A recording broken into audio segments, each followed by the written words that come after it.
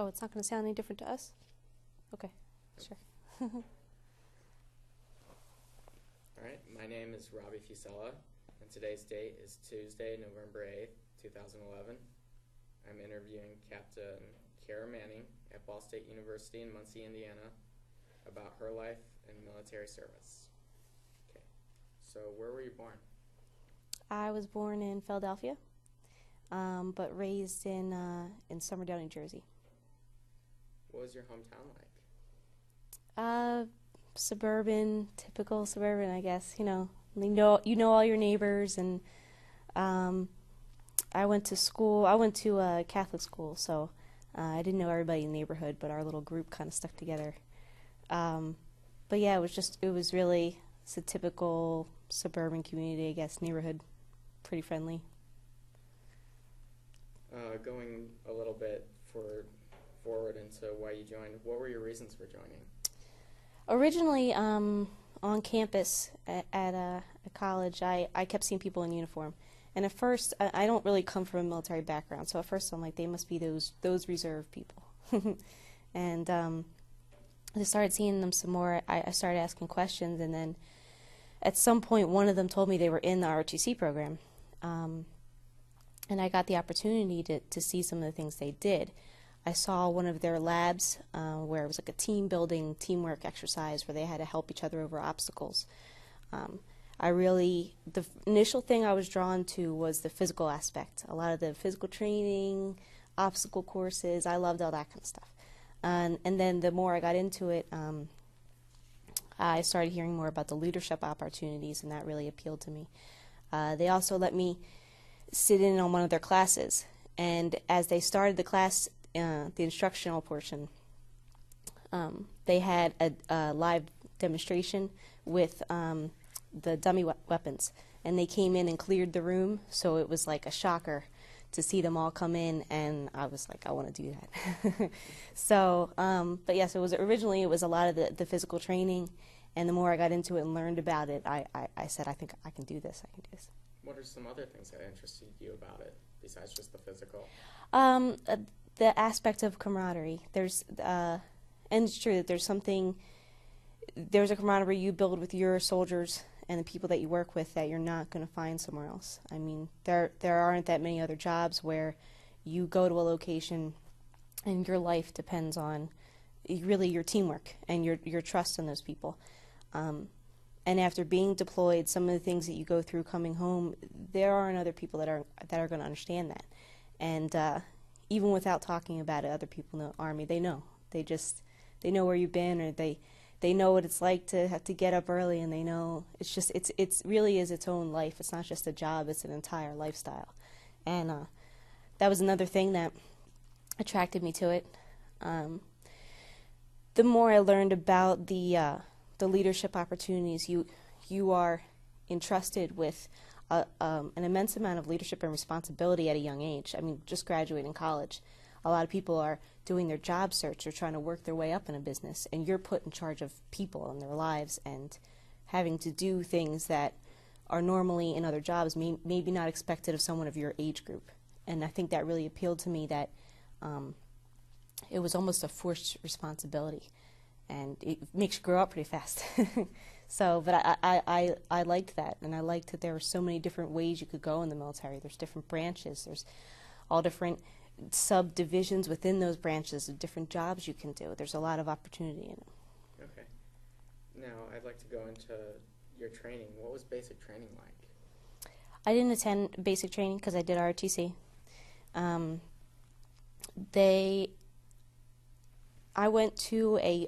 did go to a course in Fort Knox. I joined ROTC my sophomore year, so I missed out on the freshman year.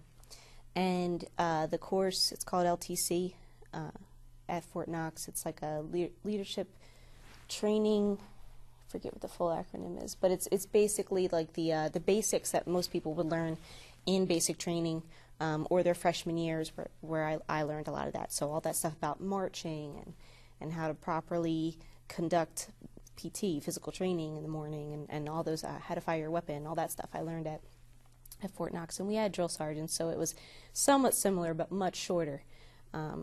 in Fort Knox. But other than that, I went through the ROTC training, and after your junior year, you go to a camp, LDAC, the Leadership Development Assessment course, and you're graded on your ability to lead missions and just leadership overall. You rotate through the positions, and a lot of that goes until your final score, which determines other things down the line. Now, was there any differences from the training you received there and when you actually began training to be a military police officer? Yes, your military police, well, once I got commissioned, then I went to Fort Leonard Wood for the military police specific training. That, basically the training is just more specific to whatever branch you're in at that point. So for me, it was a lot of law enforcement instruction, and a lot of instructional note taking and stuff like that you just have to know a lot about the branch. Aside from that, we went to the field, and we did, I can't remember, I think it was a week, maybe a little more, where you go out on mock missions and then they test your leadership there. But it's all military police missions. It's not the broad range of stuff like you did before. So it's similar in a lot of ways, but just more specific to your branch. So that's what we did. And at that point, they expect more of you because you've gone through your initial training, and now you're a leader, and you kind of have to show what you got. What were some of the specifics you mentioned that you were trained in? In the military police course? Yes. Riot control. We had members of another class that was going on.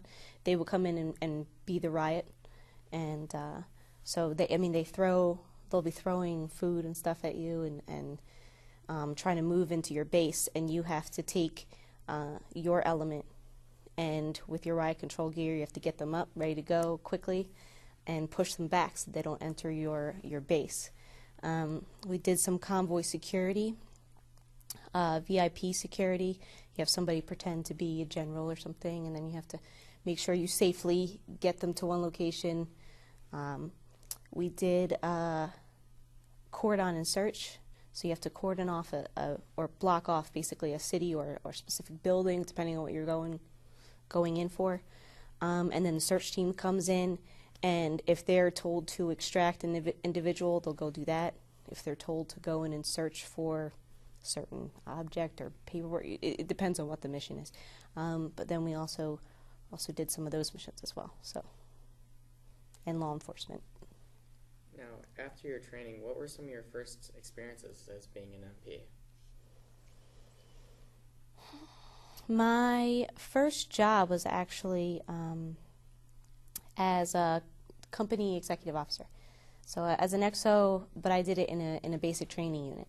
So in that specific job, a lot of it is administrative. So you do training schedules that the privates are going to be going through, other cycles. You do a lot of scheduling for courses. You resource with any kind of training that needs to be reserved. You take care of that, ranges, all that stuff. Any resources that they're going to need for training, and then you talk to outside sources for if you need to have somebody come in and give instruction. So it's a lot of the administrative things just to keep things going. So the drill sergeants pretty much run all the training, but you're there to reserve everything. You do like the behind-the-scenes work, really, in that job. Could you think of some examples? Of what? Of what you do, like what are some of these behind-the-scenes type things? Like I was saying, it's all the coordinating with outside agencies and then people within the post. Anytime they have a class, you have to reserve the classroom. You have to, if they have a range, you have to reserve certain equipment. It's a lot of phone calls and knowing who to talk to coordinate things. Making sure that all the cadre have updated training. So if someone is the equal opportunity representative for your unit, you have to make sure that their annual training is complete and schedule them if it's not. If it's outdated. So it was a lot of that, and then there's double checking on things for safety, like making sure if the weather's really hot that they have ice sheets out at the location that they're at in the event that someone gets overly dehydrated or something like that. What are some of the things you enjoyed most about being a company executive officer? I liked the pride and the day they graduate. They were just so proud of themselves, and the ones that thought they weren't going to make it through, where they're like, I can't do this. My drill sergeant's yelling at me, but they stuck it out. And in the end, they're like, I'm so glad I did, or thanks for pushing me, or whatever. And they were just so proud of themselves, and to look their family in the eye, all in their dress uniform, and they really, I think the pride in themselves was a big thing, and also getting to talk to a lot of the drill sergeants. A lot of them had deployment experience. They had so I tried to pick their brain a lot about what they had done in the military so far. So those were the best parts of the job. Now I'd like to go back to you being in the military police. You were in the 787th. What was that like? That was 787th MP Battalion is a TRADOC unit, and that's a training. That was the very first training unit I was in. I was in a company within that battalion, and that's when I served as an XO. Could you explain what TRADOC is? TRADOC's a training and doctrine. It's basically any units under TRADOC are the ones that do basic training for the new incoming soldiers, and AIT, which is advanced individual training, and that's what they go into right after basic training. And I was in the MP part of that. We had what they call one station unit training, and that means that they do both basic and AIT in one location. So all the people that were going to become MPs were coming to us because Fort Leonard Wood's the home of the MPs. So that's where they take all that training. Could you explain what AIT is? Advanced individual training. It's that's when the privates go into more of their specific training. So for us, I mean, they more Army advanced training, but also for us it was a lot of the MP skills. So they do law enforcement drills and like mock drills where they'll have somebody who's practicing pulling someone over, things as simple as that, to things as more complicated, like responding to domestic dispute call or something like that. And they'll do mock missions like that. They'll learn how to do the proper paperwork for military police. And they'll also learn the other missions where maybe they have to clear a building or something that's more on the deployment side. So it's a lot of the skills specific to whatever branch they're going into. Now, you went from the 787th to the 795th. Were there any differences? No, not really. By then I pretty much knew the job. They're both training units, and you work with different cadre in each unit you go to, but my company commander at that point, he knew I knew what I was doing, so he didn't really have to give me too much instruction, but I got a lot of mentorship in that unit. The battalion commander and the company commander just taught me a lot about being an officer, just being in the Army, helped me with my career choices. Maybe you should, at certain points, you need to make decisions about your career path, and they helped me with that too. Now, going back to when you were in those companies, what was your average day like? Oh, that depended on what cycle they were in. In red cycle, I can't remember if it's 2 or 3 weeks, but that's the initial period that the privates come in and basically take themselves from civilian to soldier, and they're still learning how to be soldiers. So there's a lot. The drill sergeants are very active at that point. There's a lot of yelling, but it's to put stress on them, put them in stressful situations, almost to reenact what they would be somewhat similar to in maybe some kind of combat situation where there's going to be a lot of loud noises and there's going to be people, there's more than one thing going on at once, and they need to be able to focus on their task. So they may not realize it, but that's actually prepping them for that, because if they can take somebody yelling, let's go, let's go, let's go, and they're still doing whatever tasks they were given, and those tasks increase in responsibility as they go through training. If they're still able to do that, then they're on the right track. But those days, you have to get to work around 5. Sometimes I had to be there at 4:30. If it was, if they had a fitness test or something, and you don't leave until after 10, because you have to go and make sure lights are out at a certain hour, and you have to do checks of the barracks with a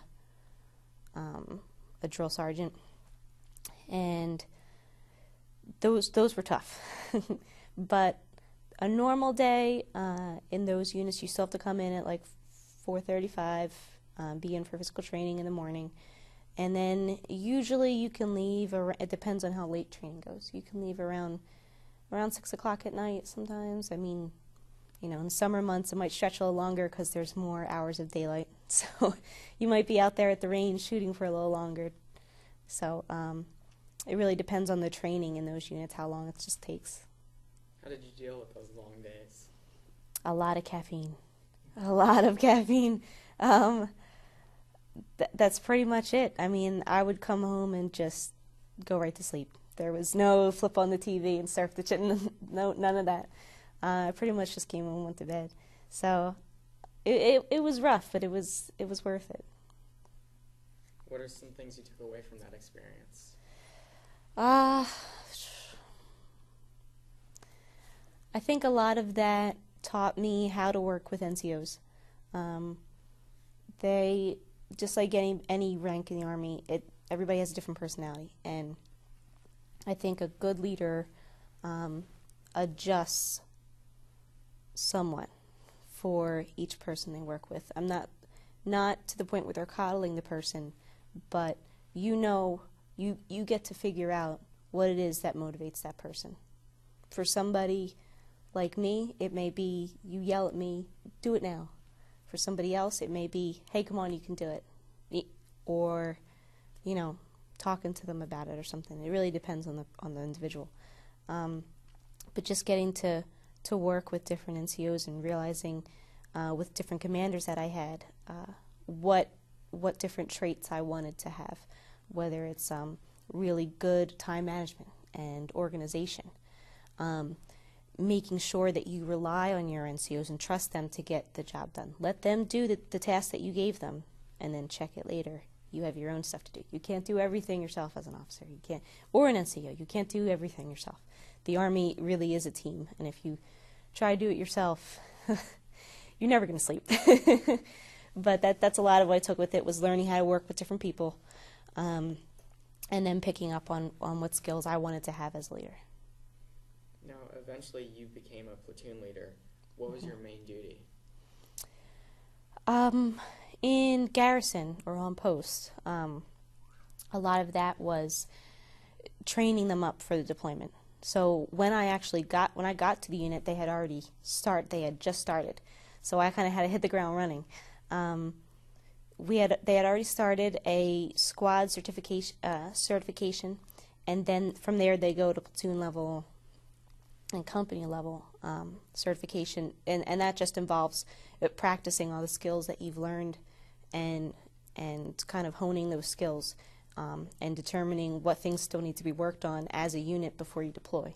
So we were, my platoon sergeant and I, we evaluated them, and then once it got to platoon level and company level, we ourselves were evaluated on our ability to lead, our ability to plan missions, and then brief our soldiers, make sure everyone's informed, make sure it runs smoothly and everybody knows who's supposed to be doing what. And then once we got on deployment, it was the mission actually started. So. Did those evaluations help you? Yes. There were some things that we would go back and practice again. Maybe if you had to call in for support or call in for a medevac. If you had somebody, like they said, okay, this person's wounded, what do you do, soldier? So maybe we wanted to practice again, calling that up, make sure it was smooth so you knew it. There were some missions like that. They did mock missions where you would have an ID strike and you had to recover that vehicle, or we had to go, they kidnapped someone and you had to go recover that person safe and secure. It was a lot of stuff like that. Now, when you were in Iraq, you did patrols and you monitored checkpoints. Mm-hmm. What were some of your duties doing that? At the checkpoint, that was initially when we went into Iraq and doing patrols. We were under an infantry unit at the time, so we did a lot of things that were centered around their mission. We provided convoy security for them. If they were going to a different location, they had a specific checkpoint they were at that they were supposed to man. So sometimes we would switch out and go man that checkpoint overnight. So we would have people posted. We would have a up-armored vehicle posted out by the gate, and the Iraqis, they do the main part, and we're kind of there to support and help them.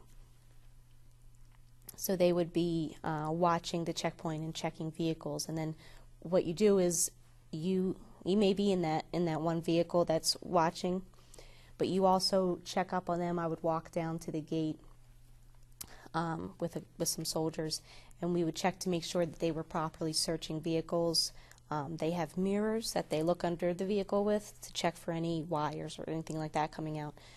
They check to see if the back of the vehicle is weighted down suspiciously, stuff like that. If they suspect anything, or if the vehicle fits a description of a vehicle that they're on the lookout for, then they'll search it. They'll have the people exit. They'll search the personnel. They'll have them come through and register on the bats and hides, which is when they do like the eye scan and enter their information in the computer.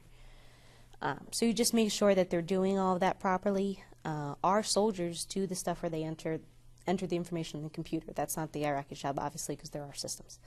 But as far as the running of the gate, making sure they're keeping proper security, doing the searches properly the way they were taught, that's basically why you're out there. Okay. Now, while you were in Iraq, your company actually split, and you stayed in Kirkuk. Kirkuk, yeah. While you were there, you helped train some Iraqis. What was that like?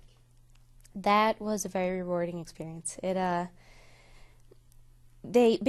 were detectives in the area, and they were hand selected by their different bosses or the police chief in each area. And what we did is we went to a police course with them. It was their course because we wanted to see their baseline of education in that area, and so we would know where to start with the training. From there, we started doing training on proper police paperwork, how to do questioning. The whole point, it was the KPOC, Kirkuk Police Organized Crime Unit, and we wanted to draw links from crimes going on in the area to organized crime cells that were functioning in the area that we were in. So we were trying to work with them on how to properly gather evidence, conduct interviews, to link that information back.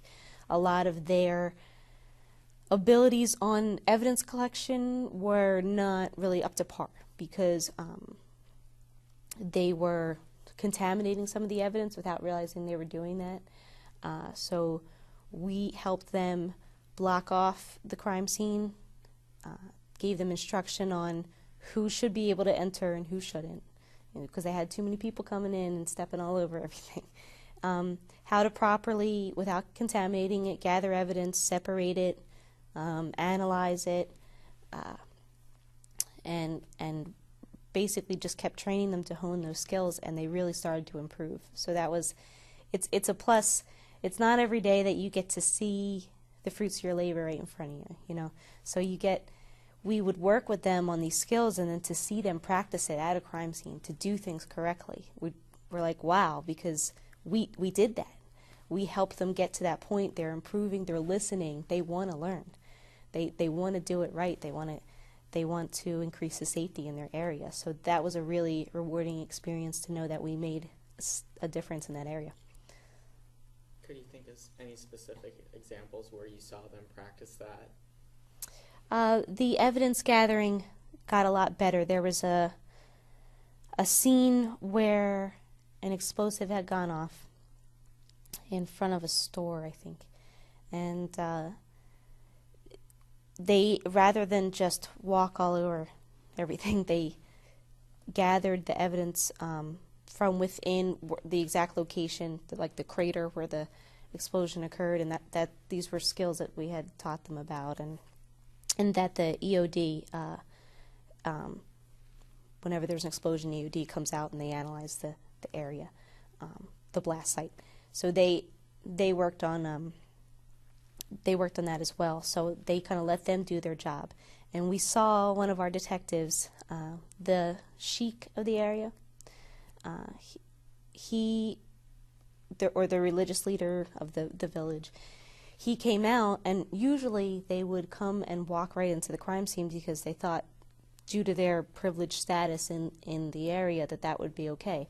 But we had stressed to them, no, only police officers, and not the entire squad, but just certain people that are collecting evidence need to be in here. Everyone else needs to go out. He blocked off the crime scene, and he told him to get out of there. And we couldn't believe it because they were very, very afraid to do that, and they didn't want to assault anyone. And so they never wanted to tell that person to leave, but he did it because he took it so seriously, and we were so excited about that. Now they continue to show up to the training, and because sometimes that's a problem for units over there. You get people, they don't want to stay past a certain hour because they want to go home, and that's usually about 2 o'clock in the afternoon. And but you can't always get people to stay motivated when you're trying to train them over there. And they kept coming back to the training. They were asking questions. It was just, but that was one example of something that he stepped up and did what he was taught. How did you keep those soldiers motivated that didn't want to?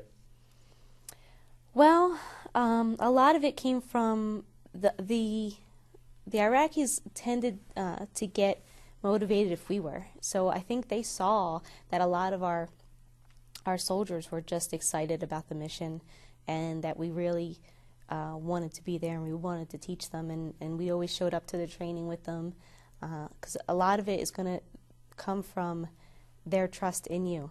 It's a lot of responsibility when you think about it, that we're entrusted to go over to this other nation, and we're going to come over there and we're going to tell you how it's done. Well, if they're going to listen to you, they're putting a lot of trust in you, and you have to show that you appreciate that level of trust.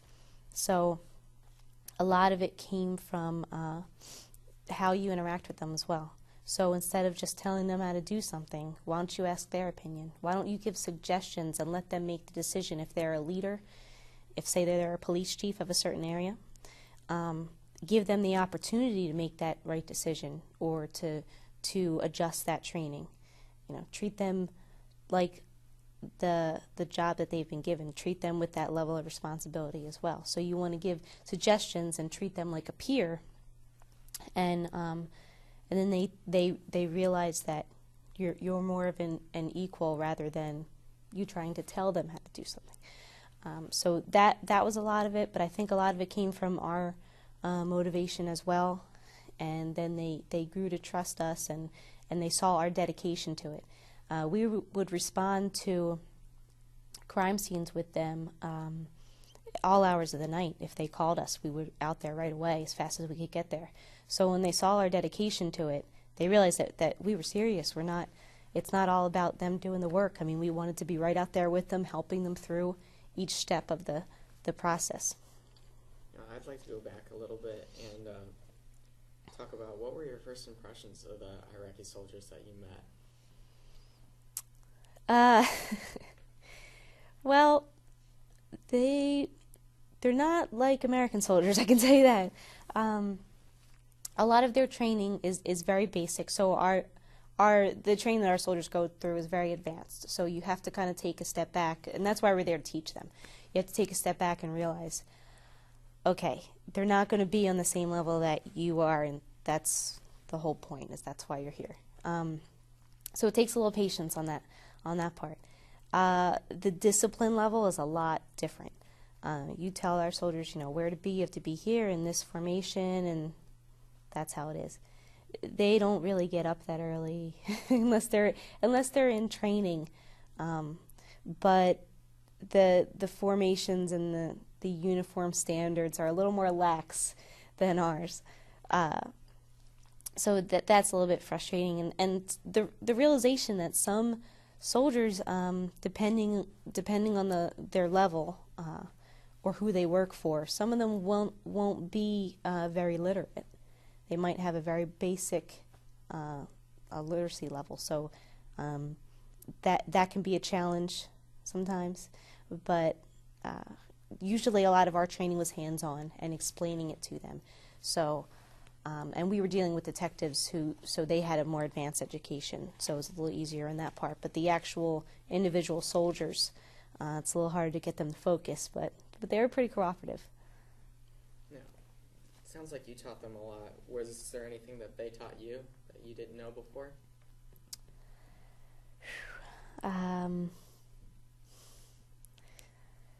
That's a tough one.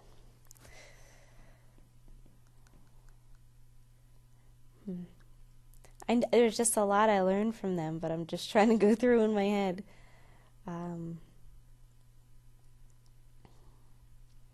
Some of it are things that you just learn about yourself, your ability to relate to people, your ability to teach people things and have patience, and you can talk at people or you can talk to people, and they're two very different things, and people know the difference.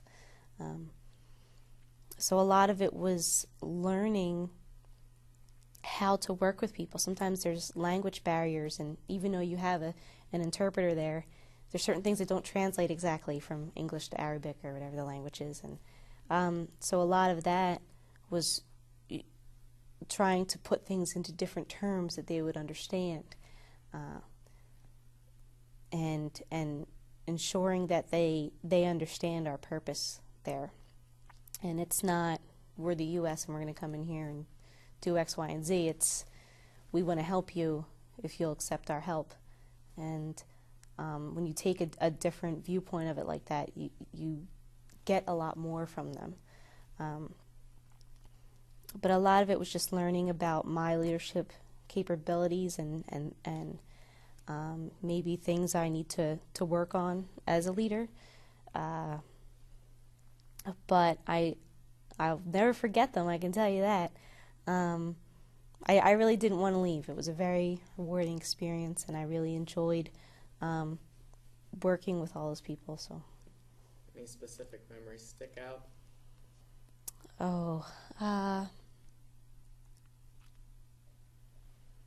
I remember we tried to take a class with them on our base, and it was something that we did pretty often, but I wanted to invite them to our cafeteria first, which is they're big on hospitality, so it was our way of returning that. So when they come on a base, they have to be, searched and go through that whole thing. Well, you have generals and stuff that you're working with, so it's very insulting for them to have to go through that, and they got very frustrated that they had to be searched. So a lot of it is, a lot of it's almost like a human relations type. You have to be able to talk it, really, and explain to them that this is not an insult to your rank, this is a procedural element. So when we went to get on post, we got stopped, and there was a piece of paperwork missing to have them come on. And they got turned away. This was not good. Not good at all. They were very insulted. So I was like, I have to make this up to them.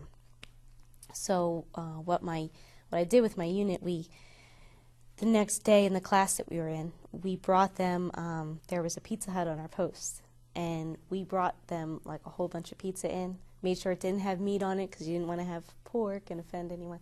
So I had vegetables, and I was like, here, take this to them, give them lunch, tell them we apologize for, the fact that they couldn't join us for training, and it was no insult to them. So apparently that my interpreter explained to them, he said, we brought this to you, and it was money out of our own pockets, and, these soldiers, they wanted to make it up to you and all this stuff. So they were very nice. The next time I came in, I just remember they kept saying, thank you, thank you, thank you. And they were very pleased that we would go out of our way like that to kind of make up for that slip up. But they were very grateful, and like I said, they're big on hospitality, so that meant a lot to them that we kind of returned that favor. But working with them was always good. I mean, it could be a little frustrating. You're trying to get them to learn training, but a lot of them, they wanted to be there, and that made all the difference. Now, while you were in Kerfik, you were involved in some humanitarian activities. What did you do there? One of the things we did was an HA drop, humanitarian aid, and we did it in an orphanage. So we took a lot of soccer balls, toys. I think there was some rice. I think we took to them, just packages and packages of things, and they were really excited. and then like small things like toothpaste and toothbrushes. And I remember one of the kids thought it was candy and tried to eat the toothpaste. He didn't like it very much. But we actually went back there and brought them like candy one day because we saw how happy the kids were. So we went back and kind of hung out with them for a little bit, took pictures, and they were really excited to take pictures next to the soldiers. So it was a really good morale lifter to be able to make a small difference in the community like that, and for our soldiers, and then also for the kids that were staying at the orphanage. How did the community respond to that?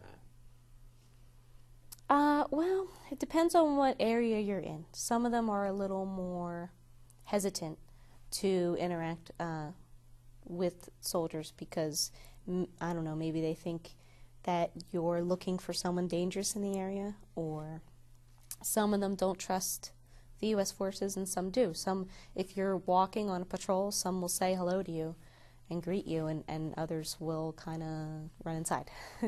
So it really depends on what exact area you're in, because, I mean, a few blocks can make a big difference. But I know the people that ran the orphanage were thrilled that we brought them supplies, and happy that the children got to interact with us and stuff like that.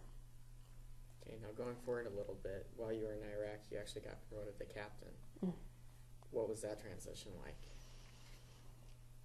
It's a jump in responsibility and in expectations of your abilities and your knowledge. At the time, I was still serving as a platoon leader, but you're just expected to know more and be even more professional. As you go up in the Army, a captain that's a big transition from lieutenant to captain, because you have to be able to then learn how to delegate things. Usually, as a lieutenant, you have them delegated to you, and then maybe you pass them along to your NCOs, those tasks. But as a captain, you're going to receive tasks, and you can't do all of them, so you have to learn to trust the people under you and learn how to delegate those tasks. And then you also have a broader range of responsibilities, so maybe you're a company commander instead of a platoon leader, so you're that next step up. Or maybe you're working on staff and you're preparing things directly for the commander, the battalion commander. And there's just a lot more responsibility, a lot more weighing on some of the things that you do. You have several moving parts under you. So, and as a captain, you could have 3-4 lieutenants under you that you have to be able to mentor and delegate tasks. So that's mostly the difference in responsibility. It's an adjustment in what your level of responsibility is, what your job is, and your own tasks change as well. How did you deal with the change in responsibility? As a platoon leader, it was pretty much the same because the job hadn't changed yet. As a member of staff, a lot of that, it goes into time management and being able to realize that you can't do everything yourself. That's something I learned the hard way. You spend one too many hours up at night trying to do things yourself, and you have to let go of some of that responsibility because you ultimately have other tasks that are expected of you that you need to do for your supervisor or your boss or commander. And you need to be able to, like I said, delegate those tasks. And that's something that's hard for me because I like to do it all. So for me, the delegation is a hard thing. And a lot of it is just becoming more knowledgeable. So maybe you have to read up more on more manuals. Or you have to learn the MDMP, the military decision-making process, and how to prepare those briefings. Anybody can sit down and prepare a PowerPoint presentation with bullets on it. But as a captain or a member of a staff, it has to be more than that. It has to be points, decision points, and different courses of action that you're proposing to your boss. So it requires the next level up of thinking because you have to think big picture. Platoon leader and lieutenant tend to be, this is your job and this is your lane, and the farther up you go, the wider your peripheral has to become, I guess is the way to put it. So you have to see more big picture. If you're working on staff, it's even bigger. Okay, I want to make this decision. How is that going to affect X, Y, and Z? What are the consequences of that? And the risks of each decision. And you have to be able to speak and explain that to your supervisor or your boss. And you also have to learn what that supervisor wants. So for me, I work best with a bulleted list. That's just how I think. My boss loves charts and numbers. So everything I prepare, I then have to convert into his language of charts and numbers, and he wants statistics and quantitative data. So it's a lot of learning what your higher-ups want from you. That's a lot of the job. And then being able to fully explain and offer full information to them to aid them in making some big decisions. Now, when you did come back, you became a training officer. Mm-hmm. What was that? For that, it was an administrative job. A lot of it was sometimes handling taskers that came out from higher, so from brigade, and delegating them down to the companies. And it was also reserving training locations for each company's in a different cycle, so they're going to be doing different things. Some will be doing ranges, some will be doing law enforcement work. So I'd have to reserve locations for them to do their training, take their ammo requests and make sure they're processed through the system for reserving ammo, and also reviewing their training schedules and doing any editing with that before the commander sees them. So a lot of it was paperwork, but it was all coordinating and resourcing training, really. Was it difficult from being captain to actually coming back home, from being in Iraq to coming here? Coming home from Iraq, was that difficult? Yes. There were a lot of adjustments. Some things are things that you wouldn't think, you don't even think about. But simple things like not wearing flip-flops in the shower, and I mean something that simple, you don't think about it. But when you make several adjustments at once, it throws you for a loop. There's a lot of just everyday life is very different. When you get up, what uniform you put on, the fact that you don't have to wear a uniform 24/7. You're not sleeping on a cot or whatever your sleeping arrangements were in each deployment. But so coming home and being in a house and being able to drink out of the sink, these are all things that sound like good things. You want to come home to that, but at the same time, it's still a big adjustment. because of our mission, we were pretty much had to be ready to go at any minute because they could call us out to a crime scene at any hour. So you didn't sleep too heavily because you had to be woken up like that. So, and there was a lot of, when we say go, we mean get up and go right now. Get the trucks ready, get your equipment ready, get your stuff on, let's go. So when you have to come back to the States and you have to wait in traffic, wait in line, these are all things you're not used to. You're used to, when we say go, you go. Why are you taking so long? So sleeping, I had a lot of insomnia when I came back. I had a lot of impatience. Driving was different. In Iraq, you want cars to kind of stay away from you because of the threat of suicide bombers. VBIDs, vehicle-borne IEDs.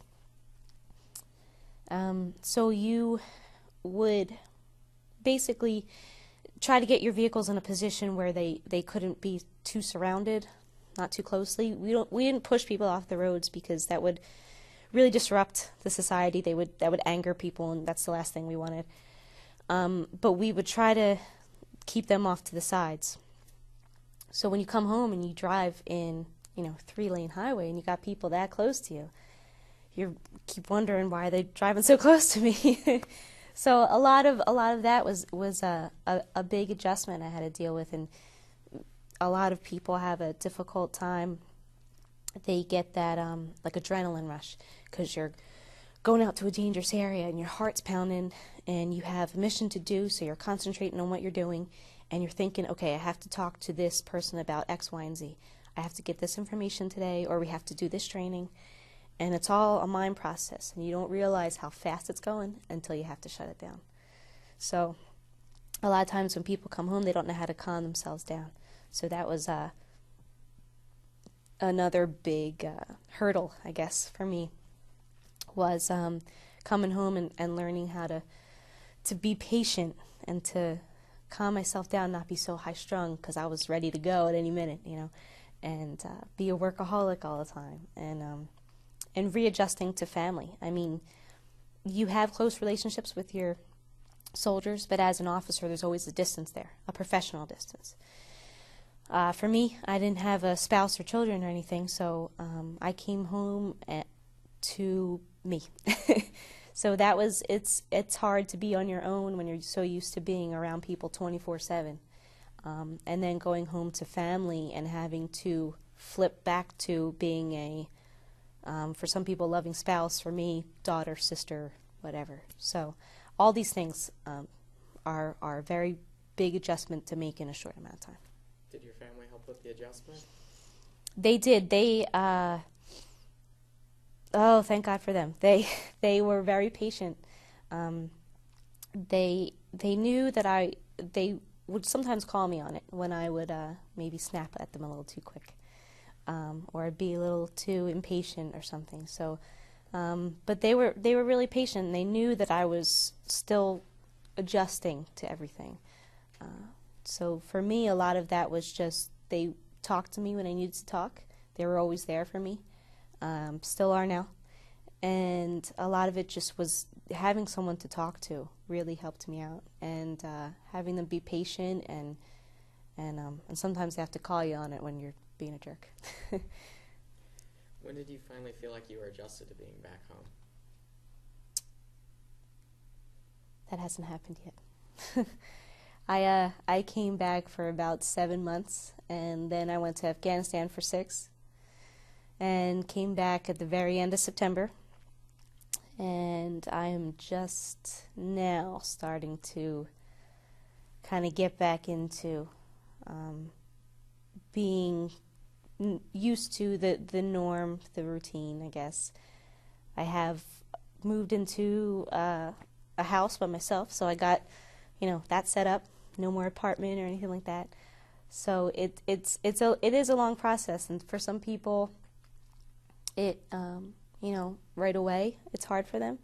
Some people a couple weeks, a couple months later, some people a year later, they're still making that adjustment, or still realizing things about themselves that they haven't completely made that switch yet to your home, So I think for me, I'm just now getting actually used to and comfortable with a lot of the changes.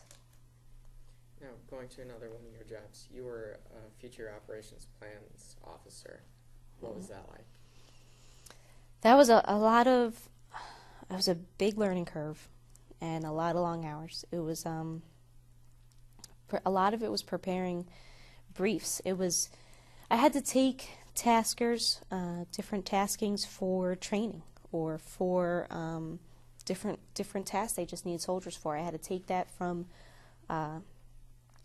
the brigade and division and take them down to our level. So you adjust the order that they're put out in an order to your unit, and then you break that down to your level, your unit level, and then pass that out as this tasker needs to be done. Usually it was for training. This training needs to be completed no later than da-da-da-da. And you'd put it in, you'd have different trackers, so you'd be tracking all their units, who completed what training, when it's due, who's late on training, and where they could find the training resources. Then we also had to prepare a lot of decision briefs. So if we were thinking about moving different the units under us, the companies, or thinking about moving them to different locations or splitting them up to increase the area of manpower or of the training. Maybe one area was a little more dangerous, they need more support down there. So we would be thinking about how we could adjust the pieces, really, of all the units that we had. And you have to be able to prepare a brief, and there's a certain format of, sir, this is our different courses of action we're proposing. This is why. These are the benefits and the disadvantages as well of each decision or each course of action. You have to be able to explain that. I took a lot of meetings where we had to explain the different high points that things we had accomplished or training that we had done with the Afghans. So we had to kind of sell that, and also you see what other units are doing. So maybe you want to talk to them about, can you come to our base and do that training here? So it was a lot of coordinating stuff like that, and also developing orders for future things that we wanted to do. So maybe it was a change in a mission, or we wanted the redeployment or going home. That requires a very long order and has many parts that have to be put into it from each staff. So you have to gather up all those different staff sections and their parts and make it make sense, really. So a lot of that is administrative, but it's stuff that's put into action. Now, you described it as a learning curve. What do you mean by that? Well, the briefs are much more big picture. I know that's a term that a lot of people throw around, but it is. It's not just, this is what my company's doing and this is why. It's overall, okay, what are the effects if I make this decision to move this platoon here? How is that going to affect the security in that area? How are the Afghan police in that area going to react? How is that going to affect the area I took them from? And then the overall company, and then the other company that's with them. So you keep coming further and further out. So a lot of that thinking on that level was a big jump, because I went from my platoon mission, I'm here to train you on X, Y, and Z in Iraq, to Afghanistan, where you have to think about not only that, but several units and how all those decisions are going to shape their mission, how you can support their mission. It's much bigger picture, much more people involved with each decision that's being made or each new move that you're making. How did you adjust to that style of thinking? A lot of it, I had to ask a lot of questions. I had to ask my mentors and my supervisor, who was a major. I had to ask a lot of questions. Okay, well, why are we doing this, sir? Okay, well, what are the effects of this? Well, what if we did this? Here's my suggestion. Or how do you word this? How do you prepare this, sir? A lot of that was asking questions, and he was good about that. He called them azimuth checks. He'd say, you know, come to me, don't prepare everything, and then give it to me because I'm probably going to red ink it up. So a lot of it was coming to him and saying, this is what I'm tracking so far. Is this along the lines of what you want? Is this how you would do it? Is this how you would propose it to the battalion commander? So a lot of that was just, I kept asking questions, and then started to catch on. That's just pretty much any job. I mean, you have to keep asking the people that did it and keep, you know, you have your own spin on it. You're going to do it your way. But you have to see what the people before you did as well. And you mentioned you worked with some Afghanis. What was that like? That was staff, so it was very different.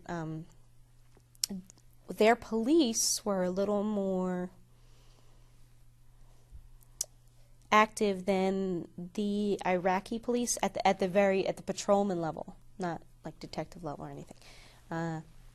They would get up early and go running, and I thought that was so different from what I'd seen in Iraq. I couldn't believe it. But their staff, that's who we worked with, and in some ways it could be frustrating because you have to understand where it's coming from. So maybe we're wondering, why aren't they taking initiative? Why aren't they proposing ideas in how to support their military or how to support their operations that they're planning? Why aren't they making those suggestions to their chief? But you have to look at the background. Years ago, they may have been executed for something like that. And if you're in a country where someone makes a suggestion that doesn't work out or isn't appreciated and they're executed, of course they're going to hesitate to offer suggestions. So trying to take them out of that mindset and realize that part of their job is working in the staff in the S3, which is what we were in, the operations section. Part of that is to help advise their commander. That's part of their job. So one thing that they started taking more initiative and planning their own briefs. The first one, we kind of had to pull them through it. And then the next one, they had already ready to go and presented it to us. And I was just shocked. I said, they're done already. I can't even believe this. So we had it translated, and I went to my boss and I said, sir, they're doing it. They're taking the initiative, and they're trying to make that plan, and they want to own it. They want it to be their product, so that when they have to get up in a meeting and present it, it's not something that someone else did. This is my product, and this is my country, and I want to contribute. And so that was really good. Some other staff sections had a little more problems with people. Maybe they don't show up to work, or they don't do different tasks. They're a little lazier. They don't want to schedule training. But I was lucky that mine, they were very into attending meetings with us and working together on different proposals for operations. Now, currently, you work in the plans office back in the 4th MUB. What do you do there? I just started. So right now what I'm working on is the TACSOP, or Tactical SOP, Standard Operating Procedures. So you have one for garrison, which is back in the rear, the people that are in the States, and which breaks down your missions there. And then you have a Tactical SOP, which breaks down how you react to different tactical situations, or on our level, it's the Maneuver Enhancement Brigade. So we're not just talking about MPs, we're talking about MPs, engineers, chemical corps. So it's how they all kind of work together and work as assets to one another. So there's a way you have to find out how to utilize that support that they're going to give. So I'm going to call the engineers for this or whatever. And all the staff sections write their own SOP on how they conduct different operations. So if you have to call and support, this person coordinates this person coordinates that, and then all has to go together into one manual. So that's kind of what they're working on now full spectrum operations, meaning all round a wide array of missions that are not just MP centric. So that's what I'm working on right now, and some of it's just it's also plans for coordinating different events that happen on the post, maybe events with families and stuff like that. So it has I'm working on the tactical part over here, but a lot of that's coordinating with other staff sections. And then on the other side of it is helping out with different coordination and reservations for events that they want to plan within the unit. How do you feel about having this new job? I think it's a good opportunity. I get excited every time I get a new job because I like learning new things. I like to be kept busy, and if I can learn something new, it's something I didn't know how to do before, and it builds that confidence, and I get an eagerness to just go the next step. So what am I going to do next? What am I going to, okay, if I learn this, then how am I going to apply that? What's the next job I'm going to get where I'm going to get to apply this new skill I learned? So for me, I'm excited. Plus, it's every time you move up. I went from platoon level up to division level, battalion level, and now brigade level, so that, like I said, that picture keeps getting wider and wider. So now you have to look at all these units under you and how they work together. So we actually have a training exercise coming up at the end of the month. And for that, I'm very excited. That's my first experience working on brigade level and trying to, you go through missions and you have to quickly coordinate different resources that you have. And a battalion has different resources than a brigade. So we have to know when to employ those resources to aid that battalion. And to see it on that level, when you see things happen on that level and the different coordination that's made and the quick thinking that has to happen, I was really amazed with it even at battalion level. It's very different, and learning how to think big picture. It sounds like just a typical saying that everyone, cliche, but it's true.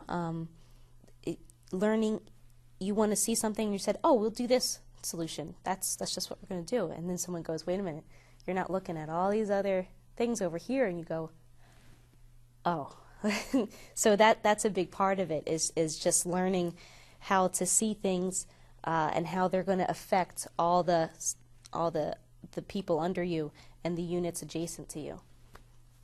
How is it different from the other jobs that you've held?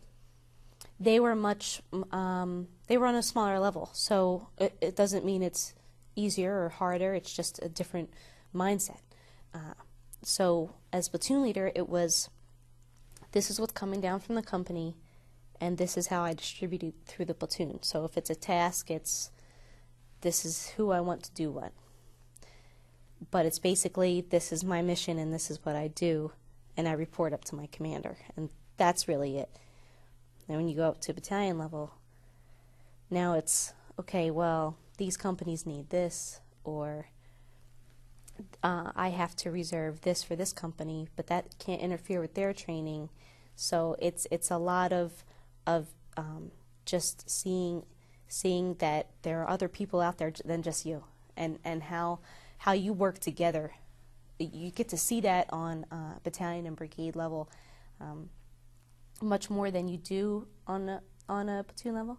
And company commanders see it because they will work with other company commanders to plan a mission. Say in Afghanistan, they might some MPs might work with scouts, or they may work with engineers and plan missions together. So you get to see on that higher level how different branches of the Army plug into each other and aid each other in a mission, or how that you have to work that into your schedule and your mission. So say I need a route clearance to come through this road before I drive on it.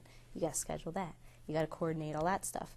So, but you get to see directly how they work together and the outcome to the big picture mission. So my mission as a company or platoon is to train these police, and someone else's mission is to train others in a different area, or the infantry, our infantry, trains their military. We train their police. But eventually those two are going to have to work together in terms of infantry secure the area, MPs come in and do law enforcement. So the higher up you go in each unit, you get to see that happen on a much bigger scale, and you get to really watch it happen and be a part of it. Now, I'd like to go back to when you were overseas. You were in Iraq and Afghanistan. What was your first experience in combat? In Iraq, we had some mortars hit the fob. That's a different kind of alarm clock. That's every time I get annoyed by my alarm clock in the morning, I remember that little woo, incoming. So that was any kind of taste of any enemy action. That would be the first one. Other than that, we took some sniper fire when I was on my dismounted patrol. As we were coming back to our vehicles, we took some sniper fire, and one of my soldiers was shot in the arm. So we couldn't tell where it was coming from, so we couldn't fire back because you don't want to come in as the U.S. forces and start blasting buildings that have families in them, and now you've wiped out. There are consequences for that kind of stuff. So we couldn't tell where it was coming from, so we couldn't fire back. So we just had to provide cover and hurry up and get our soldier out of there. How do you react when a situation like that happens? There's no way to predict. There's what you're taught in training and what you've practiced, but there's no way to predict that first time. It happens. Some people, I think the more experienced people, things kind of slow down. People say stuff goes in slow motion, and they think very clearly. For other people, I know the first time it happened to me, my mind raced. It was, what do we do? What's happening? Who's over there? Where's this guy? So it was a lot of, and there's a lot of yelling. Even on the radio, there's just a whole lot of, it's kind of a chaotic situation, and there's no way to predict how you're going to react. So your job is to train your soldiers in the most realistic way you can possibly in training. You're never going to fully be able to reenact something like that, because you're never going to experience something like that until it happens.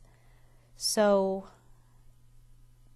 there isn't a way to predict how people will react, but your soldiers will amaze you in the way that they can spring into action.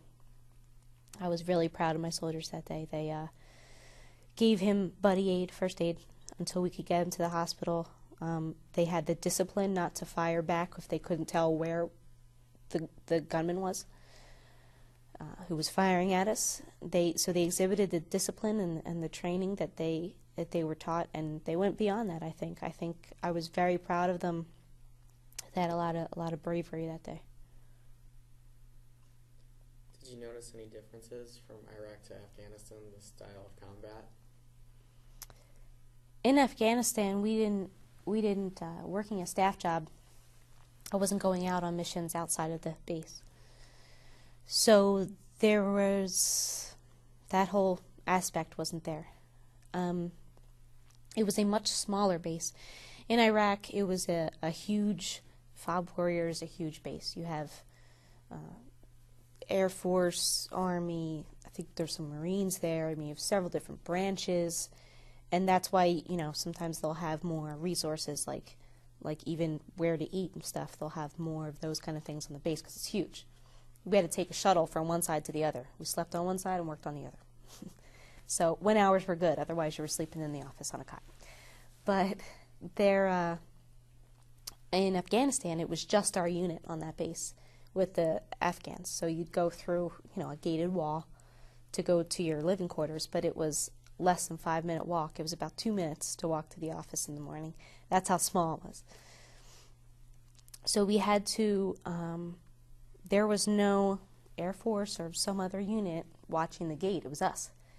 So we had to man, if there was a threat, we had to man the fighting positions all around the different places. We had set them up on the walls of the base.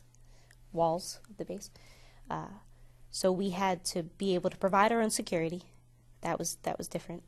But in some ways, it felt a little bit safer because you knew everybody. You knew because it was just your unit. So you can't. It's a little bit more stressful because you can't get away. Everybody needs a break once in a while from people that they work with. There's not a whole lot of alone time. When you're constantly surrounded by each other. But there's a lot of trust that came with that. And I guess that was just the biggest adjustment was the size of the base and our mission was different. Now, when you were in combat, what got you through that experience? I think my NCOs, to be honest, they had a lot of experience. They were very organized. They remained calm.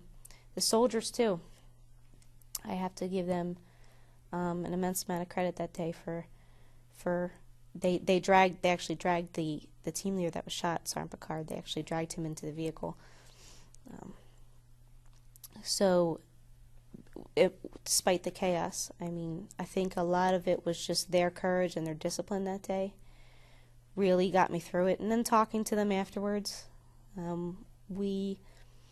my platoon sergeant and I had a sensing session with some of the squad leaders afterwards to let them vent some of their thoughts or some things that should have been done that day that weren't, because they need to be able to say that and need to be able to feel that their leadership hears them. And you have to be able to, as a leader, take some constructive criticism.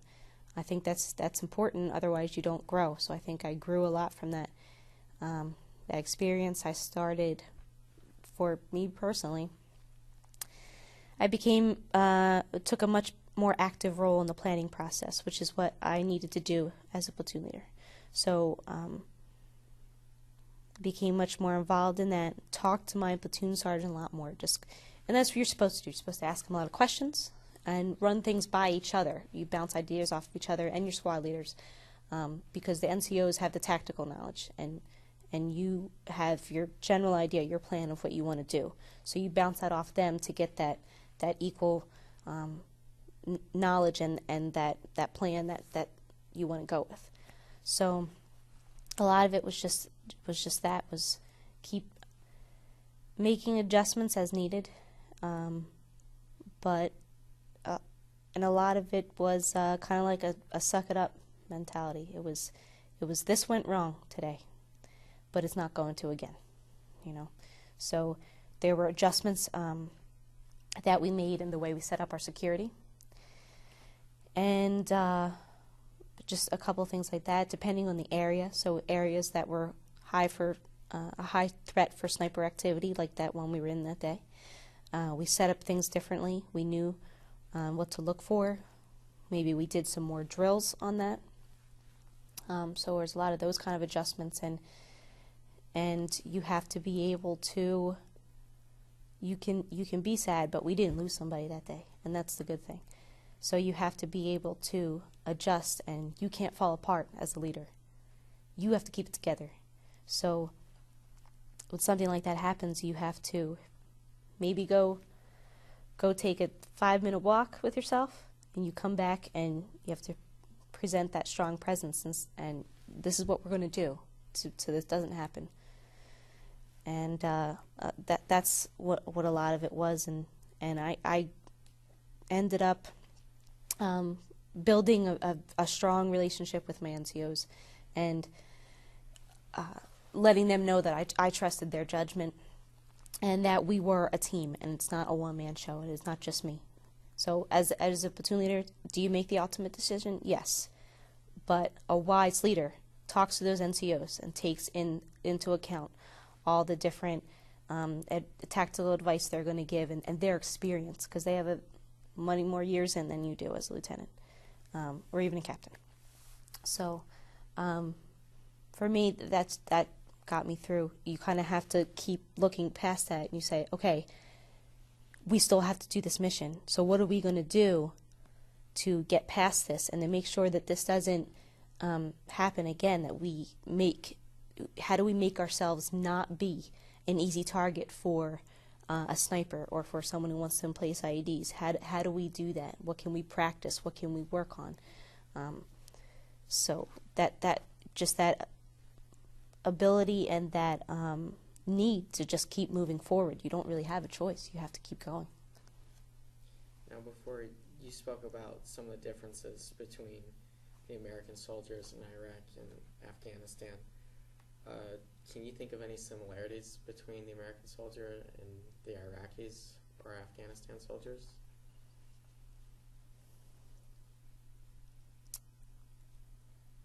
Well, the soldiers themselves, they have a lot of pride in what they do. Both Iraq, Afghanistan, and obviously American soldiers. They joined for a reason, and they have pride in their country, but a lot of it is in their job. It's a privilege for them. In Iraq and Afghanistan, it's a privilege for them to be taken into a job like the police. And they want to be there. They want to preserve the security of their area. And frankly, they're tired of people trying to threaten their homes. They take a risk too.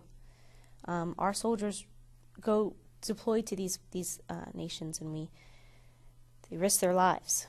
But so do their soldiers. They will get threatened by different insurgent cells, whatever ones are functioning in that area, to stop working with the United States, or they'll hurt their families. I mean, they risk their lives and probably the safety of their families just to be a part of the security in their area, which is kind of outrageous for us to think about. You know, another American wouldn't threaten me for being in the Army, but these are the things that they deal with. So they risk their lives in a different way, but they still do. And I think those are the biggest similarities. Sometimes you run into problems with them cooperating, or the amount of effort they give. And I think it's going to take them time to learn the discipline, or to learn why something should be done a certain way, or organized a certain way on staff or within their units. But overall, they have the same intent of keeping security and having pride in where they're from. Now, the 4th MEB is actually a combat unit now. How do you feel about that? It kind of always has been to me, because I've been deployed with units under it twice now. So I think they should have been considered that probably a while ago, because they've been deploying companies, squad level units, as well as dogs and dog handlers for some time now, and deployment after deployment. I mean, they're all in a rotation going out, and some units have gone already and they're going again. So to me, it's been like that anyway, so they might as well give them the title. Has that transition affected your job at all? For me, not really. They've moved my new job with developing the standard operating procedures. They've moved into full spectrum operations, they call it. So that encompasses more of the deployment side, tactical side of everything. So they're planning to make standards for different missions and different reactions that they would use in a deployed environment. It's just that's kind of dealing with what my job's doing right now, is developing all those standards. I guess that's the newer part of the new tasks that come under being considered a combat unit, but it hasn't really changed things for me personally, and much other than that. I'd like to go back to being home now. How has being in the military affected how you serve your community? How I serve my community? Well, I do get a lot of handshakes. It's funny. I don't expect it, but I get a lot of people coming up to me and thanking me, and it gets me choked up because you know, I just, you want to make a difference and be a part of something bigger than yourself, and that's what the Army is, at least for me.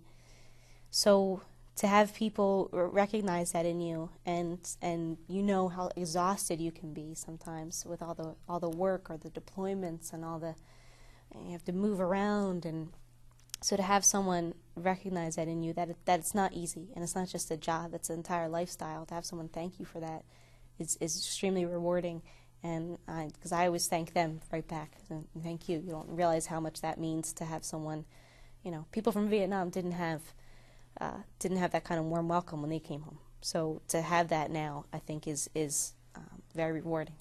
But it's also, I think, a mentality. It's made me want to reach out a little more. So sometimes I'll do some volunteer work. I'll cook meals for a women's shelter in the area that I live in. So stuff like that. A lot of people in the unit I know are involved in their church, so they'll do church activities that benefit the unit. And the Army also helps its own community. So you have people that maybe are struggling financially, and they have the holidays coming up, and they have children.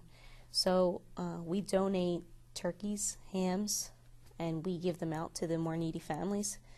So the Army itself does a lot of canned food drives. They'll do a lot of things like that to reach out to people that need it, and I think that mentality is kind of rubbed off, so that I do it on my own time.